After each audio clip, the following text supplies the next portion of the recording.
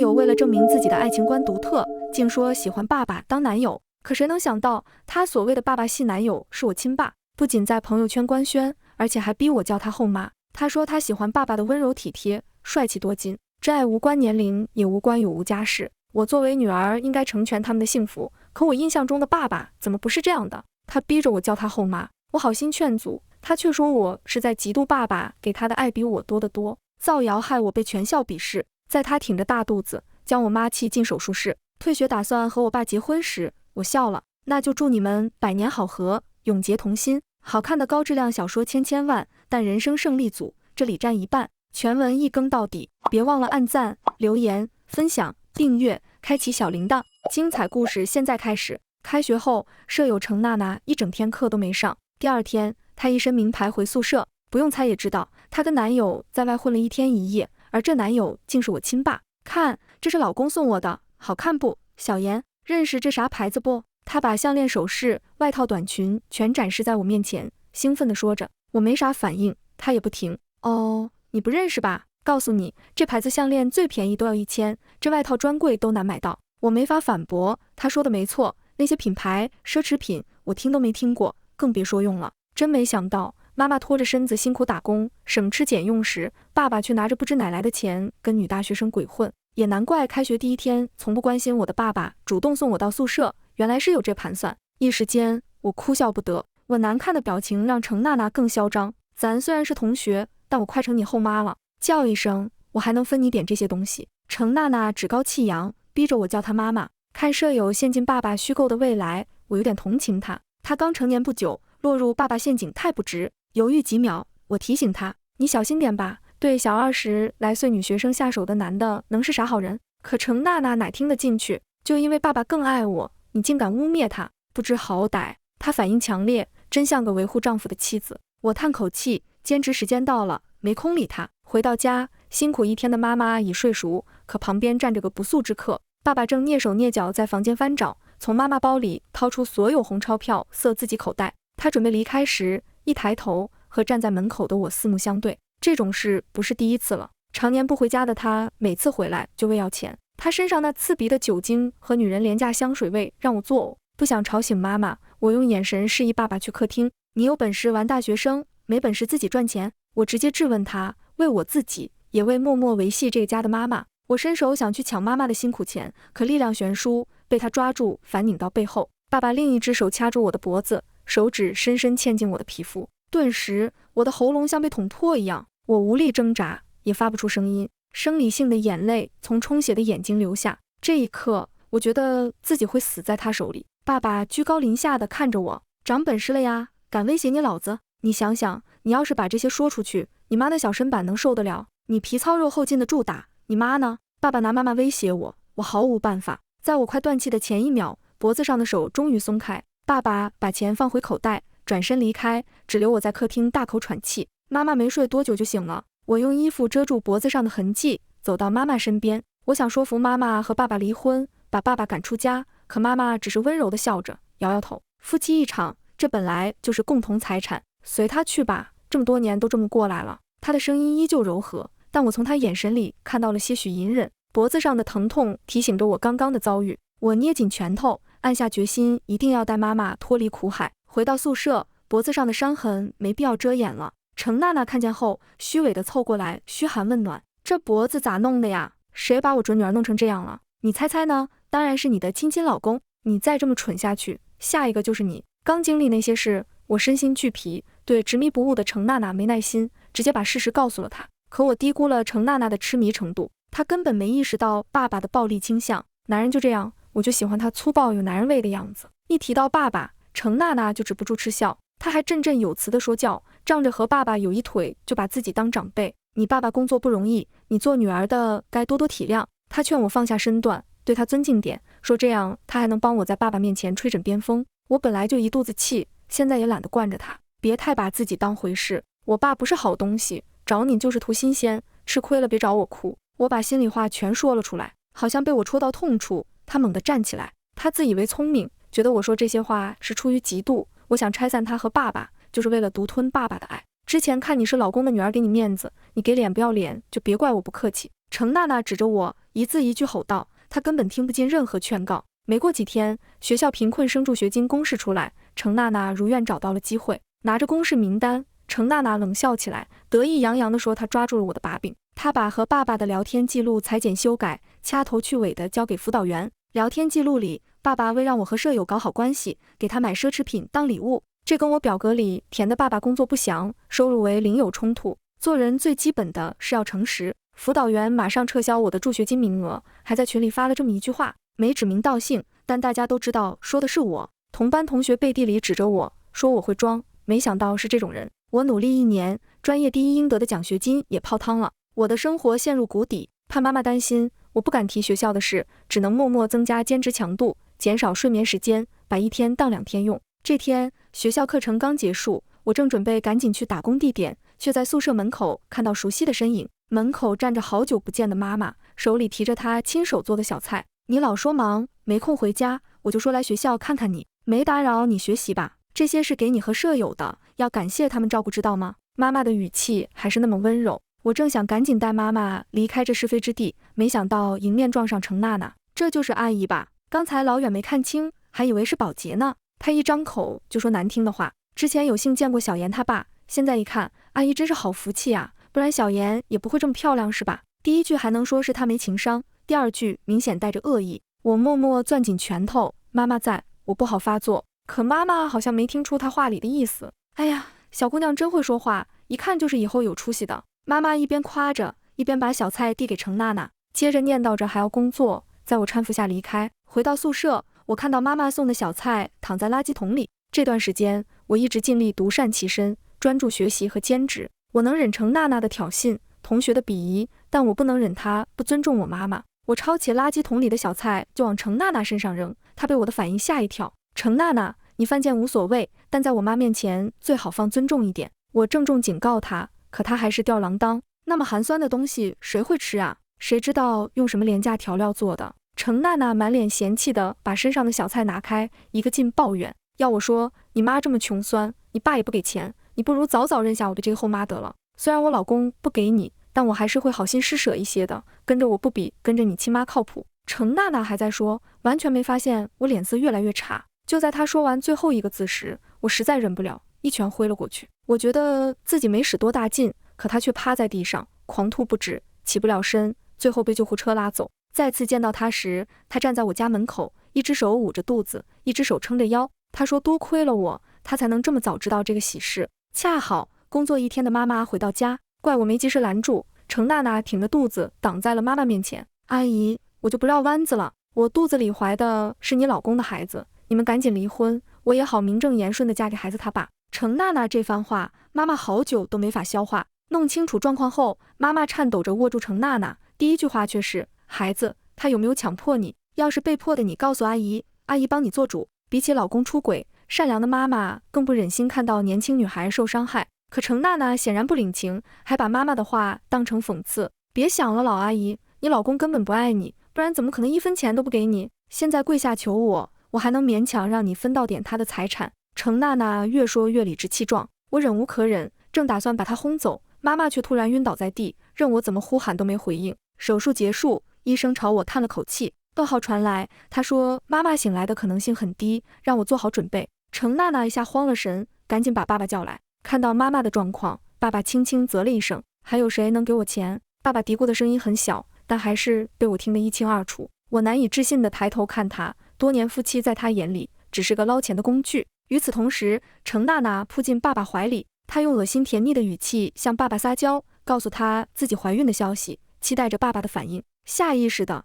爸爸挣扎着从程娜娜怀抱中挣脱，见爸爸反应不对劲，程娜娜一下子委屈哭了起来，缠着爸爸求他娶她，嘴里说着只要能结婚，让他做什么都行。这时候他还不知道，眼前的男人连给他打胎的钱都拿不出来。听了程娜娜的话，爸爸灵光一现，突然改口向程娜娜求婚。程娜娜受宠若惊，抱着爸爸的脑袋一顿亲，还不忘给我个白眼。我冷笑着开口，那就祝你们百年好合，永结同心。听了我的话，程娜娜难以置信地看着我，随即露出笑容。她夸我听话懂事，促成了好姻缘。爸爸也在一旁应和，说我终于有点良心了。而我只是笑笑，等他们结婚，好戏才真正开始。为让他们早点领证，我很下心，拿出兼职攒的钱给爸爸当彩礼。20多年的夫妻感情，在冷血又是赌成性的爸爸面前，啥也不是。高3那年，讨债的找上门，为让我安心备战高考，妈妈单枪匹马把他们拦在门外。她被那些人辱骂、羞辱，甚至拿刀威胁，却一声不吭，默默忍受。回到屋里，爸爸二话不说就给他一巴掌，还怪他拿不出钱。我永远记得那时妈妈的背影，坐在床边，一字一句地写着啥。写完后，她盯着看了好久，最后放进抽屉最深处。我在门缝里看到了这一切，那张纸最后也被我找了出来，是一份从没拿出来过的离婚申请书。我到现在都不知道妈妈把它藏起来的原因。我猜一部分是为让我安心高考，另一部分可能是支撑她从大城市放弃一切嫁过来的那个叫爱的东西。现在爸爸对感情不忠摆在眼前，所谓的丈夫看到躺在冰冷病床上情况不明的妻子，一点情绪波动都没有。妈妈一辈子都坚持以己夺人，比起坏人，她更愿意共情和相信他们有苦难言。现在该我来拯救她了。我把那份离婚申请拿出来递给爸爸，爸爸喜出望外，正为这事发愁呢。离婚申请一出现，正好解了他的燃眉之急。他根本来不及想我为啥帮他，就带着申请和妈妈无法到场的证明，以最快速度办了离婚。在民政局办手续的时候，程娜娜一直没离开爸爸半步，自顾自地挽着他，跟他卿卿我我。爸爸的敷衍，程娜娜一点都没看出来，只沉浸在自己要嫁给有钱男人的美梦里。一个中年老男人和一个20出头的小姑娘组合太少见了，周围人都对他指指点点，猜测他和爸爸的关系，只说有被人伦。而我作为当事人的女儿跟在后面，反倒坦坦荡荡，好像这些都跟我没关系。拿着2个红本子，程娜娜还不忘到我面前炫耀，羡慕吗？都说了你爸爸真会娶我，这下你没理由再嘴硬了吧？这次我没再劝他，只是微笑着看着。我不会再指望能救一个无可救药的人。程娜娜出身偏远山区，在重男轻女的环境里长大，要不是早年跟家里闹掰后独自去大城市打拼的姐姐出钱资助，她可能一辈子都在山里相夫教子。她也就是个穷姑娘，刚到大城市，懵懂无知的程度比我还厉害。可惜长得漂亮的她，开学第1天就被我那贪财好色的爸爸盯上了。花言巧语，成本最低的伪装，可程娜娜哪懂这些？在她眼里，爸爸成熟有魅力，温柔可靠，被这么优秀的男人注意，她觉得是自己的荣幸。爸爸送她的那些衣服首饰，她都是上网搜了才大概了解，更别说辨别真假了。这无疑极大满足了一个从小被家人忽视否定的年轻姑娘的虚荣心。程娜娜当然知道那是我亲爸，可她一点都不觉得有啥不对，因为她相信真爱能跨越一切。她不理解我为啥有这么优秀的爸爸却不亲近，更不能接受我诋毁他的爱人。她自顾自地为爸爸有我这么个白眼狼女儿感到不值，还亲自教训我。爸爸给她的那些关于未来的期待，更是让她气焰嚣张。可从头到尾被蒙在鼓里的就只有她。听到程娜娜傍上有钱老男人的消息，程娜娜的妈妈开心得合不拢嘴。比起花不少钱送程娜娜读大学，程妈妈更觉得女儿就该早早嫁人，生个儿子，过一辈子相夫教子的生活。程娜娜20出头就选择退学结婚，早早怀上孩子，正合她妈妈的意。仅仅收了几千彩礼钱，程妈妈就放心地把程娜娜的户口本给了出去，把女儿嫁了。临走时，程妈妈还不忘嘱咐程娜娜定期往老家寄赡养费，供弟弟娶媳妇。结婚总是比离婚容易得多。程娜娜终于迎来和爸爸成为合法夫妻的那一天。我们不受世俗认可，我不想你受伤害。在我眼里，婚姻就是2个人的事，不需要别人祝福，我们也会幸福下去。爸爸故作深情地拿这些话哄骗程娜娜，说白了就是逃避结婚典礼。显然程娜娜很吃这一套，就因为这番话，她感动得泪流满面。当爸爸把沉浸在幻想中的她带回那个曾经和妈妈一起住的老破小时，她才觉得有点不对。笑容凝固在脸上，程娜娜小心翼翼地开口，不是说这里只是留给妻女，外面有自己的别墅吗？是有东西落在这要来取吗？程娜娜到现在都没怀疑过爸爸，还在给他找理由。可他已入虎口，没了退路。爸爸早就受够绞尽脑汁骗人，终于露出本性。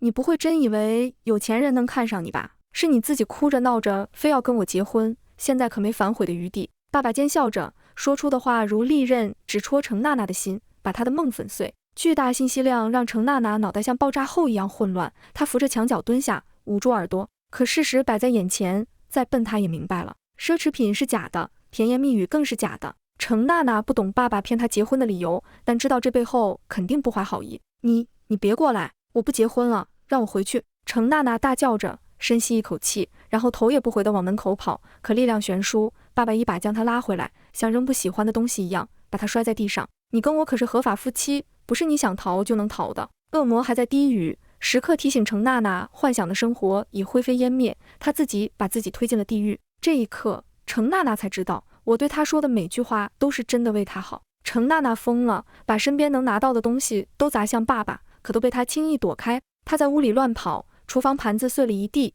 架子上、柜子里的东西也被她全撞到地上，屋里乱成一团。她拿着菜刀，刀尖指着爸爸冲过去，脚下的衣服却把他绊倒，腹部重重磕在地上的矮凳上，顿时鲜血从他身下漫开。这时候他才想起自己肚子里还怀着眼前这个混蛋的亲骨肉。再次醒来，他躺在医院病床上，腹部的疼痛和一旁阴恻恻笑着的爸爸都告诉他，之前发生的不是梦。见程娜娜睁眼，爸爸立马找医生，强烈要求出院，把他带回那个程娜娜视为地狱的屋子。我可没钱让你在医院多住几天，孩子没了正好，我本来就不想再养个累赘。爸爸对着程娜娜说，看着程娜娜眼里的光渐渐暗下去，他露出得意的笑。程娜娜绝望了，现在的她毫无反抗之力，只能沦为任人摆布的玩偶。更崩溃的事来了，从爸爸口中，他得知了爸爸要还的赌债数目，这里面还包含给你的那些假奢侈品，我的债就是你的债，别想赖账。爸爸说完，程娜娜的生活彻底坠入深渊。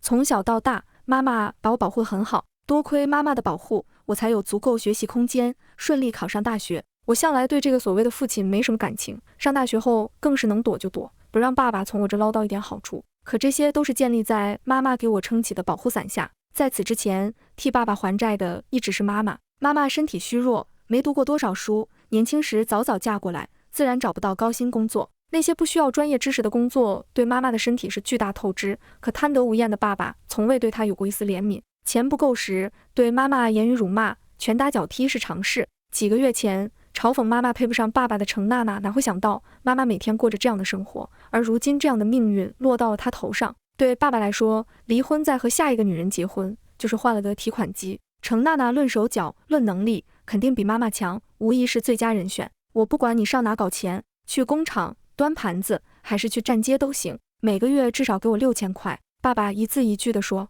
见程娜娜若有所思，爸爸又补了一句，别想着逃，我告诉讨债的我娶了新老婆，告诉你，他们的手段可比我狠多了。爸爸威胁着，把程娜娜最后一丝希望也浇灭了。为了不被爸爸打，也不被讨债的缠上，程娜娜只能强忍流产后未痊愈的伤痛，去外面没日没夜地做苦力赚钱。曾经做的坏事，终究会返还到自己身上，命运重叠。程娜娜也体验到了因她我失去助学金后，在外累死累活的日子。程娜娜的退学在学校引起小范围讨论，有人说她惹到舍友被打击报复，有人说因为我的一拳让她身患残疾。不少人问我具体原因，我有意隐瞒，想给程娜娜最后一丝体面。可妈妈高昂的医药费告诉我，现在不是怜悯他人的时候。我找到辅导员，把一系列证据摆在他桌上，自揭伤疤，把我的家庭这段时间发生的一切都告诉了他。听了我的自述，又认真核对了我的材料，辅导员震惊得说不出话。这一切实在太戏剧化，他看我的眼神都多了一份怜悯。幸运的是，我遇到一个负责任、明事理的辅导员。第二天，他就联系院方，为我申请了助学金，还把奖学金也恢复了发给我。他对我的遭遇表示同情，尽管我再三推脱，他依旧坚持帮我补上妈妈目前欠下的医疗费用。言语无法表达我的感激，他只是拍了拍我。他说对之前误会我的事很自责，这些钱就当补偿，等我以后有工作、有事业和经济能力了再还给他。我哭着答应他，说一定不会辜负他的期待。之后，辅导员在年级大会上也强调了这类事情，他发誓一定会擦亮眼睛，不再冤枉任何人，也不会让心思不纯的人钻空子。至此，有关我的言论不攻自破，我的校园生活终于恢复平静。这天，我像往常一样结束家教，走在回学校的路上，街边小餐馆里熟悉的身影引起了我的注意，那不是别人，正是程娜娜。可能是打碎了盘子，又或者上错了菜，她正被老板指着鼻子骂。她跪在地上一个劲地道歉，求老板别开除自己。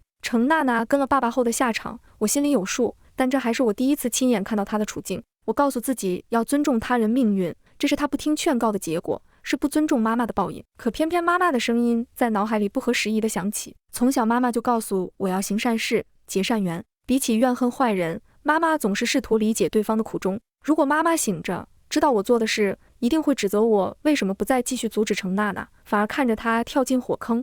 程娜娜付出了代价，可归根结底，爸爸才是所有事情的元凶。我不想再放任他继续嚣张下去。犹豫之后，我做出了选择，心里有了对策。我再次找到辅导员，告诉了他我的打算，他表示愿意配合，还给了我程娜娜姐姐的联系方式。我联系上了程娜娜的姐姐，那是一位很强势且优秀的女性。得知程娜娜的现状后，她气不打一处来，感谢我的告知后，她表示会亲自解决。程娜娜还没下班，就被突然出现的姐姐抓住，拽到外面，劈头盖脸一顿骂。我跟家里所有人对着干，供你读大学，你就这么报答我？姐姐情绪激动地指着程娜娜，恨铁不成钢。程娜娜一看见姐姐，眼泪就止不住地往外流，抱着姐姐痛哭不止，一个劲地说着对不起。谁会希望自己的亲妹妹受委屈呢？特别是看到程娜娜掖领后藏着的被爸爸打的伤口后，二话不说，程娜娜姐姐就把娜娜拽进了警察局，指控爸爸家暴。程娜娜身上的伤，还有当时流产的缘由，都是铁证，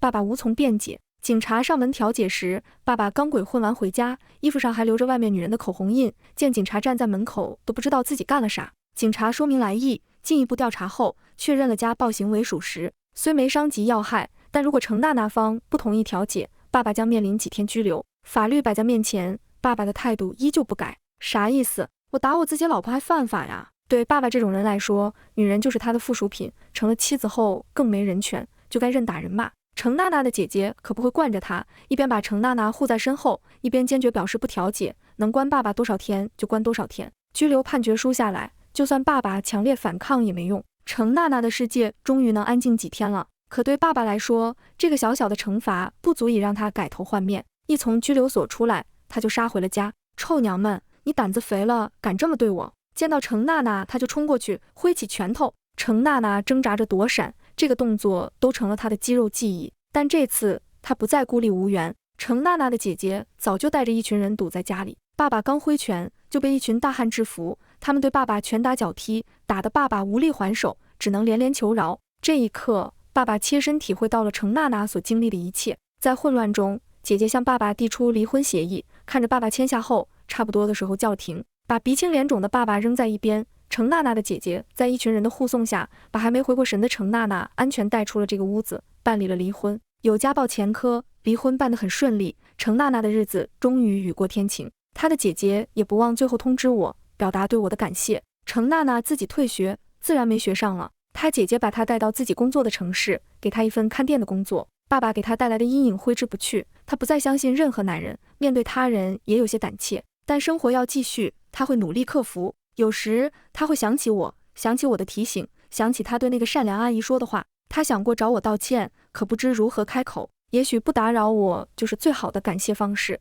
俗话说好事成双，过了好久，医院终于传来好消息，妈妈的意志战胜了身体，醒了过来。确认我没受影响后，她下一句话正如我预料，是关心程娜娜的情况。我无奈地笑着，把这段时间发生的所有事都一五一十告诉了她。听说程娜娜被她姐姐安全接走，脱离苦海，妈妈松了口气，自己病还没好全，却更关心加害者。或许上天也不忍心这么善良的人白白死去，才给了她继续活下去的机会。跟妈妈说了我擅自拿离婚申请书的事后，我很忐忑，不知道妈妈怎么想，也不知道我擅自替她做决定对不对。好在妈妈只是叹了口气，接着露出如释重负的笑容。我的乖女儿长大了，这也是迟早的事，我该感谢你替我迈出那一步。接着她抱住了我。妈妈本就瘦小，昏迷这么久，更是瘦得骨骼分明，可就是这瘦小的身躯撑起了一整个家，给了我温暖。妈妈出院后，在我的强烈要求下，我们一起就离婚，对爸爸提起诉讼。他们结婚后，家里大部分财产都被爸爸在外败光，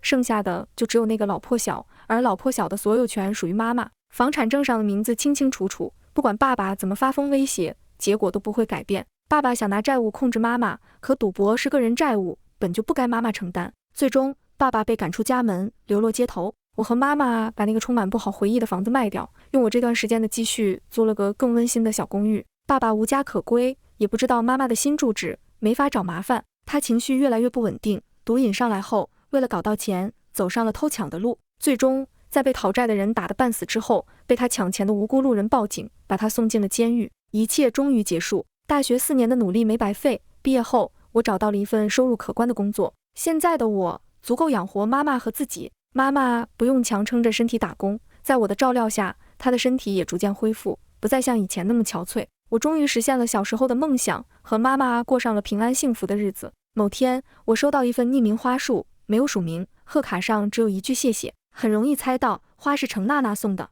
我没有回信，也不会主动过问她的情况，但我心里清楚，我不再怨恨她了。